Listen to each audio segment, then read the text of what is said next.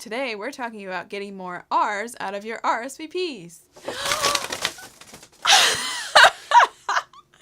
I kind of got a paper cut.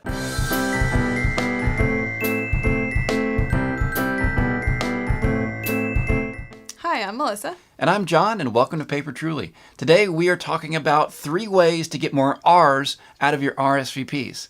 Step 1 is to make it fun. You know, part of making anything fun is to make it eye-catching. So, Melissa, let's look at a couple of examples here of RSVPs that are eye-catching. Well, this is a good example of a fun graphic that you can use on one side of a postcard RSVP. So this is a vintage design that has a nice little illustration here. On the reverse side, you've got an antique sort of lettering for the top headline, and you've got kind of the basic reply information and return address there. This one we did for our daughter Olivia when she was turning 2 for her 2nd birthday party. And we have kind of the basic information just like this one on the back side. On the reverse side, we added a interactive element. So we have a little instruction here to make your own special birthday card for Olivia for her birthday. So you can write a letter there, draw a picture. We had about a bunch of pictures and we put them all up on our door like it was Christmas. It was really fun. It was really cute. And you know, we've seen similar things used for weddings as well.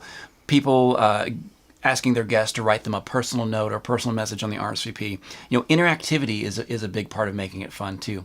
Really making it fun, making it eye-catching, making it interactive. All this comes down to one simple principle that's related to chewing gum.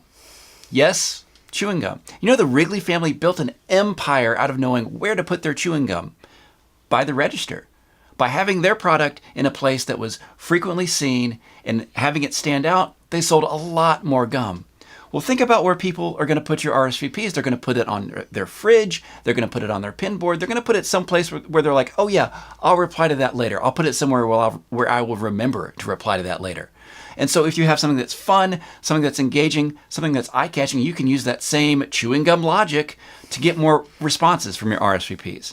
So make it fun. Make it fun. Step 2 is to make it easy. So, you know, one of the questions we get the most from couples that we work with is how much detail is too much detail to put on the RSVP? Well, you really only need 4 basic details, and that would be the reply by date, the guest's name, and whether they accept or decline. I do get some questions about using the M on the name line. It's basically to represent the regularly used titles like Mr., Mrs., Ms., those sorts of titles. If you think that's confusing, and if you think that's confusing to guests and won't allow them to write their name there, then just use names. It's simple. Especially if you got a bunch of doctors, they might be a little picky, you know. Okay. So what about meal choices? If your venue is serving a buffet meal, you probably don't need to have that information on there, except for maybe dietary concerns so that the servers know to treat those people a little different with their meal choice. But if you're having a buffet, don't need to put that on there. If you have choices for dinner options and courses and all that stuff, that would definitely need to go on there so that the guests can choose their options. You don't want to put the entire menu on there though, because that would take up a lot of space. So you just need like an abbreviated version of the menu for them to put a little checkbox by. Now some people like to have their full menu accessible to guests so that they can know what they're looking forward to as far as eating, I guess. That would be good on an additional information card so they can read the whole details, all the ingredients and all that kind of thing, but an abbreviated version of your menu for the selections on the reply card. Cool.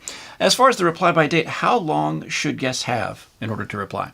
Well, it really depends on the venue. They should dictate. Some of them are more strict about when they need to hear for things, especially if they're serving a big meal. But 6 to 8 weeks is a good time to give them to reply, no later than 2 weeks before the wedding. But overall, it's probably best to give them on the shorter timeline because the more time they have with this card in hand, the more they may misplace it and completely forget to reply, and then you'll be chasing them down by phone to get there. Just a little bit of positive pressure. Enough time, but not too much time. Yes. Yeah, a little friendly positive pressure.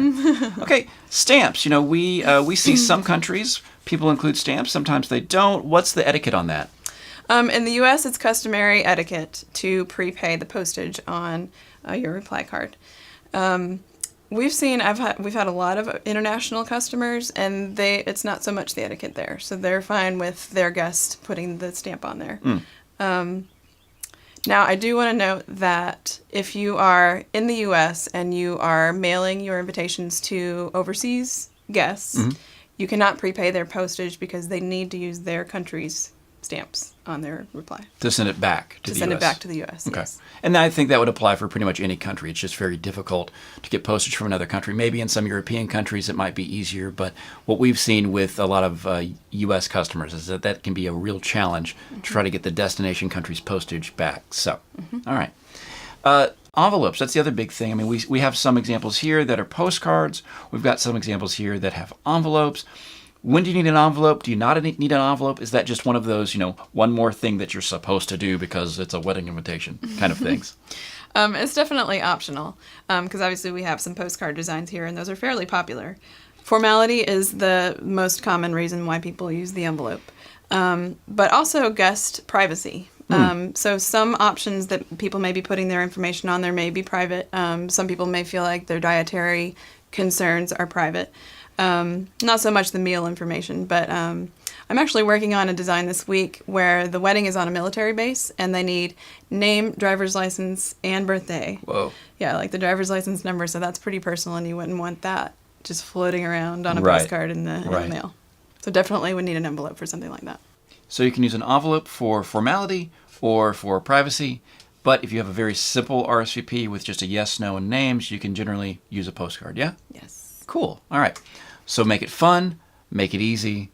Step 3, give them options. Now, I know that sounds a little counterintuitive. I did just say make it easy.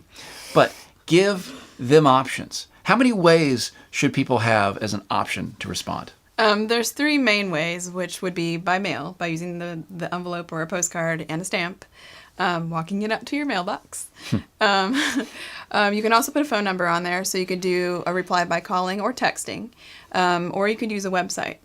Now, personally, I think it's good to have all of those options. It's not really that common to have all of the options on there. Most people just do the mailable piece. But this day and age with so many, there's such a gap between generations, so you have to consider all of your guests. Like, it's going to probably be easier for the older guests to walk it out to their mailbox. For the younger guests, they're probably already sitting by their phone or in front of the computer, so it's probably going to be easier for them to text or visit a website. Now, if you do a website one, you don't want them to feel like there's all of this hullabaloo to kind of get through to give them a yes or a no. So you don't, if you can find a way to do it without having them sign up for, put their email out there or feel like they're subscribing to something and they have to go through all of these steps and jump through all these hoops to get there, it's a really good option. So just trying to make it easy for them. After all, if it's a really fun RSVP card, like some of the ones we have here, they may not even want to send the card back. They may want to hold on to the card and have it as a keepsake. So, 3 steps. Make it fun. Make it easy. Give them options. If you do that, you will get more R's out of your RSVPs. And you will be happier. Much happier. Hey, leave us a comment below. Thanks for watching. Leave us a comment. We love helping folks out, or we love answering questions. We love just hearing from folks that are watching the series and finding it helpful, or helping them process through some of the questions that they're finding as they are creating their own perfect wedding invitations. You can click that subscribe button below to get our videos in your feed every 2 weeks. And as always, you can find us on Instagram, Facebook, Twitter, and Pinterest at PaperTruly. And you can find our shop at papertruly.com.